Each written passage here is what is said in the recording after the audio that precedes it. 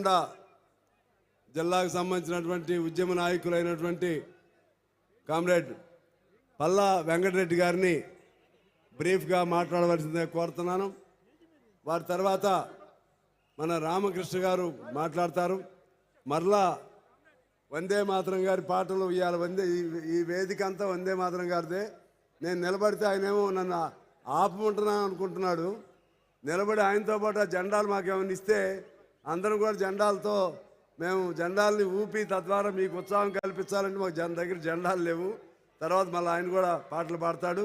ఇప్పుడు పల్లా గారిని మాట్లాడవలసిందని కోరుతున్నాను. తర్వాత ఇంకొక ఇద్దరు ముగ్గురు మాత్రం ఉంటారు. ఆ తర్వాత మన మీటింగ్ క్లోజ్ చేసుకుందామని తెలియజేస్తూ ఉన్నాను. మధ్యలో మళ్ళా మా శ్రీనివాస్ పాటలు కూడా ఉంటాయి. పల్లి నరసింహ కూడా ఒక పాట పాడతాడు మధ్యలో.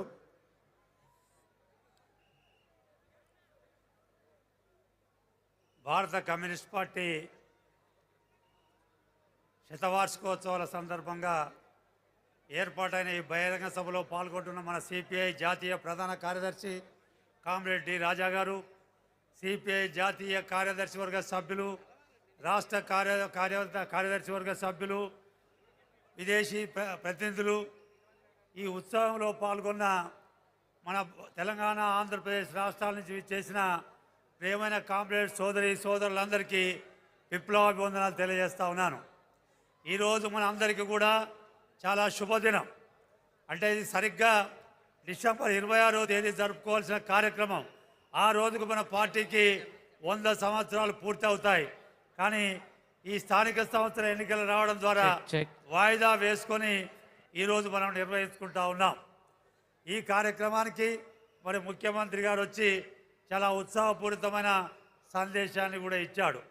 వారి సందేశాన్ని మనం అర్థం చేసుకోవాల్సిన అవసరం ఏమిటంటే, వారు స్వతహాగా వారి అభిప్రాయం కాదు, భారత కమ్యూనిస్ట్ పార్టీ ఏవైతే డిమాండ్ చేస్తూ ఉందో ఆ డిమాండ్స్, మీ పోరాటాలన్నీ కూడా మేము చట్టాలు తీసుకొస్తా ఉన్నాం. అది వాస్తవం. మనం పోరాటం చేస్తాం. ఎవరు అధికారంలో ఉంటే వాళ్ళు చట్టాలు చేస్తారు. అది కాంగ్రెస్ కానీ, తెలుగుదేశం కానీ, టీఆర్ఎస్ కానీ, లేకపోతే విధి లేని పరిస్థితుల్లో బీజేపీ అయినా మన డిమాండ్స్ను చట్టాలు, ప్రజలకు అవసరమైన విషయాల మీద చట్టాలు తీసుకురావాల్సిందే. మరి ఆ చట్టాలను వాళ్ళు అమలు చేసే చిత్తశుద్ధి ఉన్నా లేకపోయినా ఆ చట్టాలను అమలు చేయడానికి మనం మళ్ళీ పోరాటాలు నిర్వహిస్తూ ఉన్నాం. చట్టాలు అమలు చేయించుకుంటా ఉన్నాం. అందువల్ల భారత కమ్యూనిస్ట్ పార్టీ ఆ రకమైన పోరాటాలు చేయడం వల్లనే 100 సంవత్సరాలు అయినప్పటికీ కూడా మరి అధికారం రాకపోయినా ఇవాళ పార్టీ మరి ఉన్నది అంటే ప్రజల యొక్క ఆదరాభిమానాలు పొంది ఇవాళ కమ్యూనిస్ట్ పార్టీ ఈ దేశానికి అవసరం, ఈ ప్రజలకు అవసరం, ఈ పార్టీని నిలబెట్టుకోవాలనే ఒక అలాంటి కాంక్ష ప్రజలకు ఉన్నందువల్లనే ఇవాళ మన పార్టీ ముందుకు పోతూ ఉంది. ఇవాళ అధికారమే పదమం అది కాదు మనకు. ఇవాళ అనేక పార్టీలు అధికారం పోయిన తర్వాత మళ్ళీ పార్టీలు కనబడట్లేదు. కానీ ఇవాళ మనకు ఒక సిద్ధాంత బలం, ఒక నిర్మాణ బలం ఉండడం వల్లనే మన పార్టీ 100 సంవత్సరాలు కాదు, ఈ సమాజం ఈ ఉన్నన్ని రోజులు మన పార్టీ ఎర్ర జెండా మరి ఖచ్చితంగా ఉంటుందనలో ఎలాంటి సందేహం లేదు. చాలామంది మన నాయకులు చెప్పారు. ఇవాళ చిన్న బాలల నుంచి వృద్ధుల వరకు అనేక మంది పెద్దవాళ్ళు నాకు ఫోన్ చేశారు. మేము వస్తాం, మమ్మల్ని వేదిక దగ్గర తీసుకుపోతారా, మమ్మల్ని జాగ్రత్తగా చూడగలుగుతారా అంటే ఆ గ్యారంటీ మేము ఇవ్వలేము. ప్రజలు మీ ఉత్సాహానికి ధన్యవాదాలు. మీరు వచ్చి ఇబ్బంది పడవద్దని వాళ్ళను నిరాశపరిచడం తప్ప మనం వాళ్ళకి అంతే ఇంకా ఎలాంటి ఉత్సాహం ఉందో మరి దాన్ని మనం అర్థం చేసుకోవాల్సిన అవసరం ఉంది. అయితే ఇవాళ ప్రధానంగా భారతదేశంలో ఏ ఒక్క పార్టీ కూడా ఇవాళ అధికారంలోకి వచ్చే పరిస్థితి లేదు. మరి అందువల్ల ఇవాళ ఏకైభావం కలిగిన రాజకీయ పార్టీలు ఒకటి కావాల్సిన సమయం వచ్చింది. అందువల్ల ఎన్డీఏ కూటమి మరి ఇండియా కూటమి, 2 కూటమిల మధ్య ఇవాళ పోరాటం కొనసాగుతూ ఉంది. ఇవాళ ఎన్డీఏ కూటమి ప్రజల అభిమానాలను కోల్పోయింది. ఇంతకుముందు రేవంత్ రెడ్డి గారు చెప్పారు, మన రాజా గారు చెప్పారు 400 సీట్లు గెలుస్తామని విర్రవీగిన వాళ్లకు ఇవాళ అవకాశవాద రాజకీయ పార్టీలను వాళ్ళ కూటమిలో లేకున్నా అవకాశవాద చంద్రబాబు నాయుడు, నితీష్ కుమార్ కలుపుకొని ఇవాళ భారతదేశంలో అధికారాన్ని చేపట్టవలసిన దుస్థితికి బీజేపీ వచ్చింది. ఆయన చిట్ట చివరకు వాళ్ళ ముందు పుట్టారా, దేవుడు ముందు పుట్టాడా? దేవుడిని మతాన్ని ఉపయోగించుకొని ఇవాళ రాజకీయం చేయదలుచుకున్నారు. దేవుడు మావాడు అయ్యే దేవుడు మరి బీజేపీ పుట్టక ముందే ఈ దేశంలో ప్రపంచంలో దేవుళ్ళు ఉన్నారు, ఎవరు అభిమానాన్ని వాళ్ళు. కానీ ప్రజల యొక్క బలహీనతలను సొమ్ము చేసుకోవడానికి ఈ భారతీయ జనతా పార్టీ అనేక రకాల జిమ్మికులు వేస్తూ ఉంది. ఇవాళ మరి భారత కమ్యూనిస్ట్ పార్టీ మరి దురదృష్టవశాత్తు ఎన్నడూ అధికారంలోకి వచ్చేది ఎలాంటి సందేహం లేదు. కానీ మన పార్టీ చీలిపోవడం వల్ల అధికారానికి రాలేకపోయింది. అందువల్ల ఇవాళ అనేక త్యాగం చేసిన నక్సలైట్లను వాళ్ళకు డేట్ పెట్టి వాళ్ళను నిర్మూలించుదాం అని ఒక గాంభీర్యం తెలుపుతున్నారు. వాళ్ళు అయిపోతారు. వాళ్ళు అయిపోయిన తర్వాత మనందరినీ అర్బన్ నక్సలైట్ అని ముద్ర వేసి మన మీద బీజేపీ దాడులు ప్రారంభిస్తుంది. అందులో ఎలాంటి సందేహం లేదు. అందువల్ల ఇవాళ వాళ్ళు ఒక కొత్త వాదన పెట్టారు. 25 సంవత్సరాల నుండి ఈ దేశంలో ఏమేమి ఉద్యమాలు జరిగినాయి, ఆ ఉద్యమాల్లో ఏ నాయకులు పాల్గొన్నారు, పూర్తి సమాచారాన్ని సేకరించమని ఇవాళ ఇంటెలిజెన్స్ శాఖకు ఆదేశాలు ఇవ్వడం జరిగింది.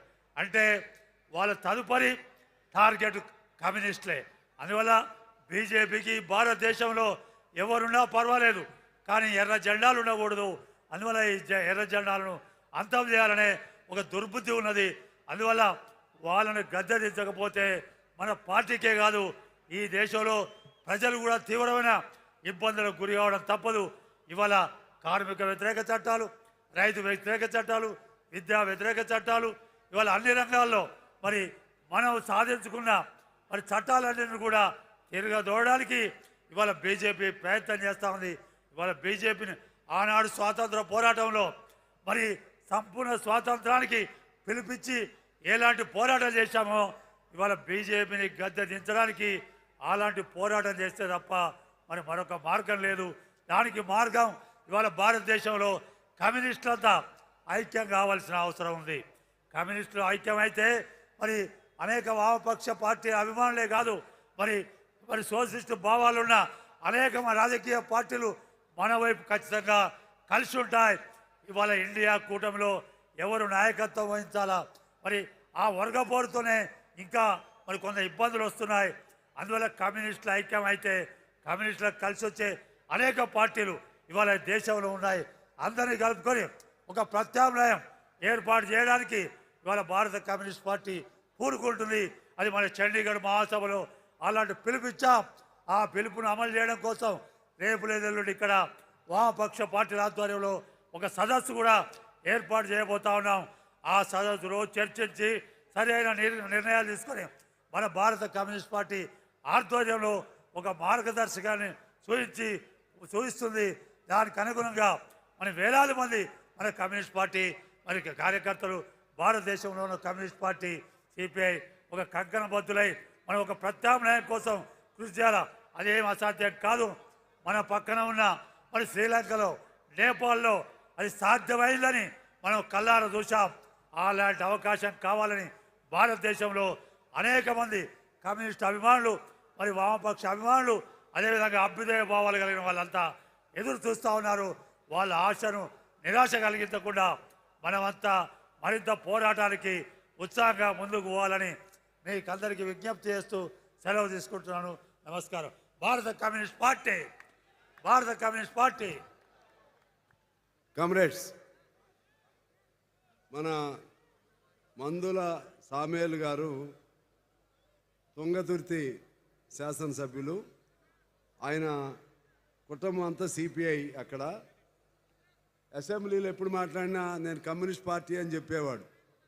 ఆయనకు స్వచ్ఛందంగా ఈ కార్యక్రమానికి వచ్చి పాల్గొవాలని చెప్పి కోరుకున్నారు. వారిని 2 నిమిషాలు